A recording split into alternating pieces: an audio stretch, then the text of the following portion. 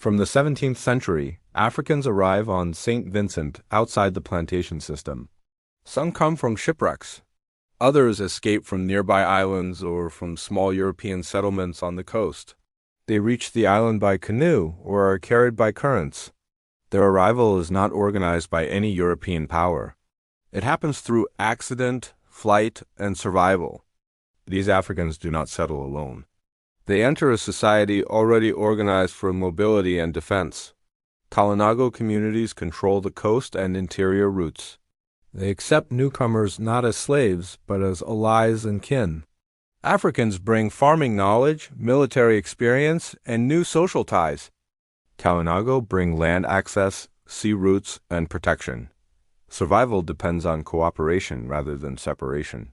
Over time, these mixed communities form families.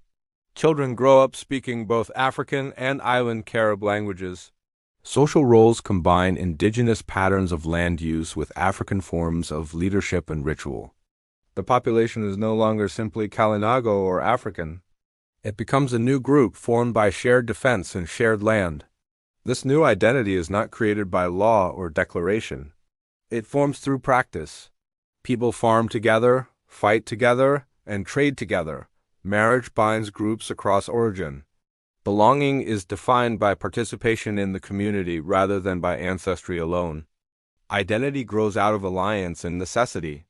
Daily speech blends island Carib structure with African vocabulary. Music and ritual draw on both traditions. Farming combines forest gardens with African crop knowledge. Canoe travel remains central, but hunting and defense adopt new methods. Culture becomes layered rather than replaced. European observers later called these people Black Caribs. The term reflects fear rather than accuracy. It marks them as neither enslaved Africans nor traditional island Caribs. They are independent, armed, and numerous. They control territory rather than labor for estates. Their villages are inland and along the coast, protected by forest and hills. To colonial powers, this society represents a structural threat. It offers refuge to runaways. It controls sea routes near plantation islands. It resists land surveys and taxation. It cannot be absorbed into plantation labor. Its existence shows that African people can live outside European rule in the Caribbean. Conflict with Europeans is no longer scattered. Defense becomes planned. Raids are coordinated. Settlements are chosen for protection rather than convenience. Knowledge of terrain and sea routes is shared across communities. War is not constant, but readiness is permanent. By the 18th century, the Garifuna population is large enough to dominate much of Saint Vincent. European settlements are confined to limited coastal zones. Plantations expand only where Garifuna presence is weak or negotiated.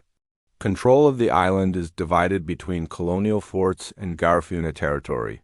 When European powers claim Saint Vincent, they do so without full possession. On the ground, Garifuna villages remain autonomous. They farm their own land, defend their coast, and negotiate from strength. The island becomes a colony in law and a divided space in reality. European rule exists alongside an independent society that does not recognize plantation authority. The Garifuna form not as a rebellion against empire, but as a system that grows beyond it. They are created by movement, alliance, and refusal to be absorbed. Saint Vincent becomes the one island where African freedom and indigenous control merge into a single political force.